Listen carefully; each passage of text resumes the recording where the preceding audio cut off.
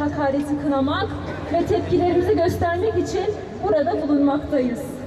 Mümin, Müslüman ve tesettürlü kadın olma şeref, izzet ve üstünlüğü bahşeden Rabbimize sonsuz hamdü senalar olsun.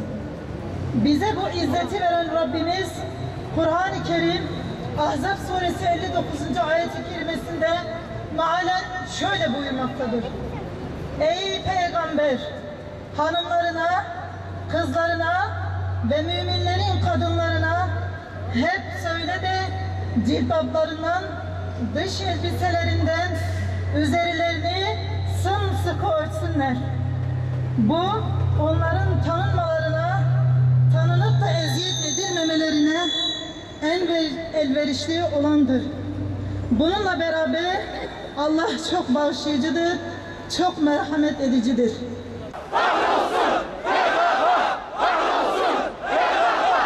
Küfür milleti kadının cinsiyetini istismar ederek toplumu ifsad etmek ve böylece şeytani ve emperyalist hedeflerine ulaşmak istemektedir.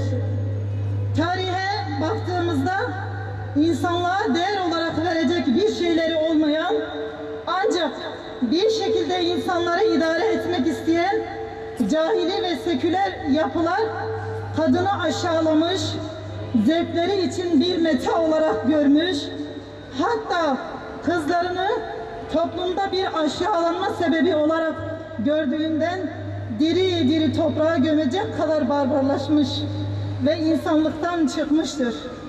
Ancak Hz. Muhammed Aleyhisselatü Vesselam'ın peygamberliği ile beraber özellikle biz kadınlara pozitif ayrıcalık yaparak kadının ayaklar altına alınan itibarını kurtarmış, kadını yüceltmiş, diri diri gömülen, doğumuyla babasının toplum içine çıkamama sebebi sayılan biz kadınlara bir ulviyet, bir ayrıcalık kazandırmıştır. Modernizm ve batıcılık akımının geç kalmış yavrusu olan Güneydoğu'nun CHP'si, HDP ve türevleri İslam'a düşmanlık duygularını saklamaya bile gerek duymadan ortaya koymaya devam etmekteler.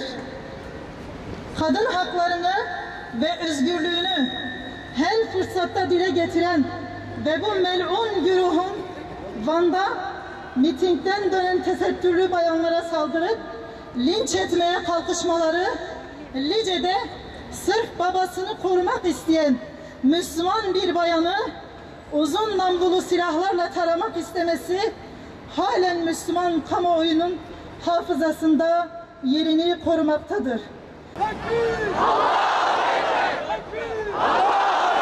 Vandalizm olaylarında da gördük. Sırf Müslüman oldukları, Rabbimiz Allah dedikleri için başları ezilerek, binalardan aşağıya atılarak, yakılarak katledilenleri unutmadık, unutmayacağız. İslam karşıtlığında sicili kabarık olan HDP, en son ise İslam karşıtı alçakça bir eylemle gerçek yüzünü bir kez daha ortaya koymuştur. HDP, Silopik İl Örgütü 25 Kasım Kadına Şiddete Hayır adı altında düzenlediği yürüyüşte kadınlara çarşaf giydirip ellerini zincirleyip sokaklarda gezdirdiler.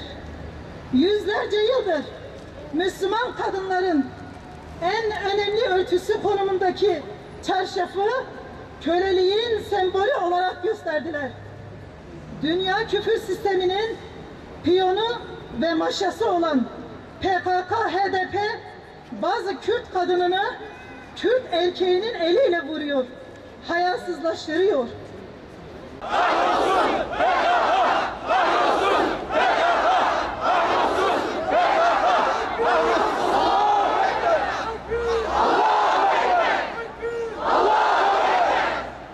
Cumhuriyetin kuruluş sürecinden günümüze kadar Müslüman halka dayattığı baskı ve zulümlerin aynısını bu kez Kürt Kemalistlerin elleriyle yeniden canlandırılmak isteniyor.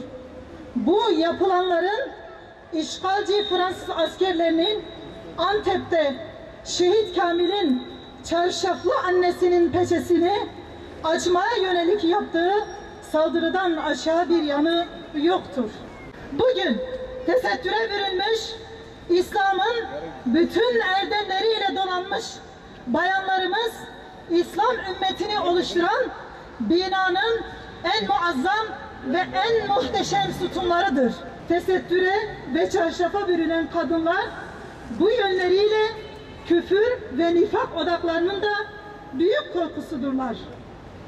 İslam'ın tartışılmaz bir emri ve ayeti olan tesettürümüze yapılan bu alçakça saldırılara nasıl bu kadar duyasız kalınabiliyor? Bu sessizliğinizin mazereti olabilir mi?